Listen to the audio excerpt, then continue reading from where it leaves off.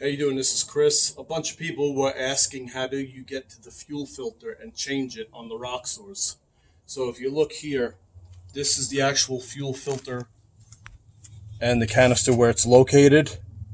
So for the job, the tools you're going to need: an oil filter wrench, a 13 millimeter socket and driver, a little specialty tool to get the O-ring, and a little pan to drain the fuel in.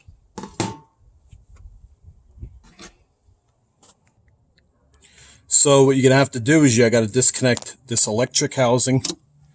You're going to have two hoses, one, and the way you disconnect them is you push these tabs in. There's two of them. The one that is square goes in the front, and the one that is round goes in the back. Now your fuel filter, the rest of it, you want to take these 13 millimeter bolts out, and now your fuel filter will come out. You want to take it over somewhere the way you could drain it. All right. You also unscrew this little valve at the bottom, and you can see all the fuel's coming out.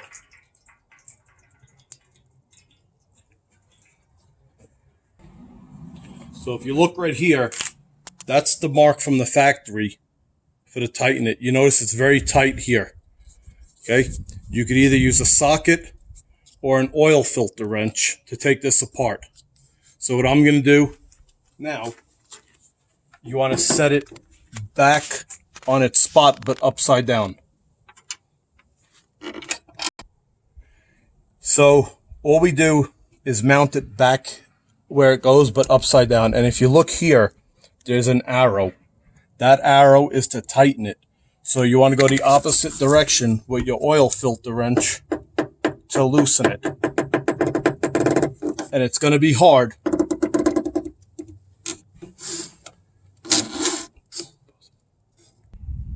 Okay, so once you get it off, you do the rest by hand.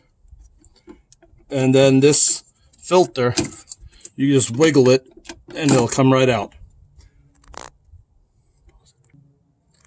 Now to get the O-ring out, you use this little specialty tool, and you want to get underneath it and pull up, and you can work it out.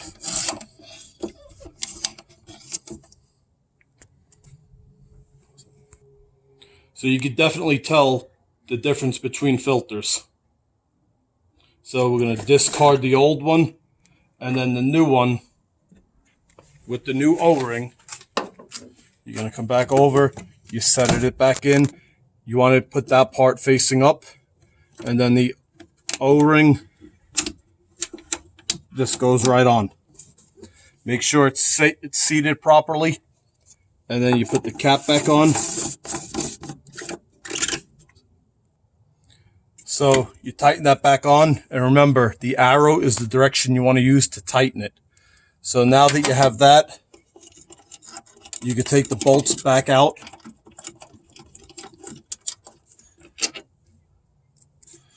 And like I said, they're 13 millimeter. All right, so now that the filter's tightened, you can see the mark is wearing off, but there is a mark right there. And then you just want to put this little valve screw back in. Make sure it's nice and tight. And then come back over to the vehicle. You can set it right back in place. Okay, now that that's still done, you can tighten these bolts back down.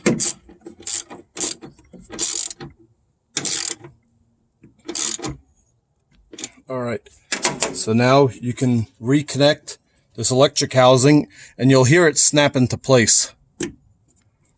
And then you connect these. Remember, the round one goes in the back. You heard it snap into place. And then the square one in the front. And they're both, you want to make sure that they're properly fastened. All right, now that you're done, you want to turn your key to the ignition position, and when you do that, you'll hear it filling up.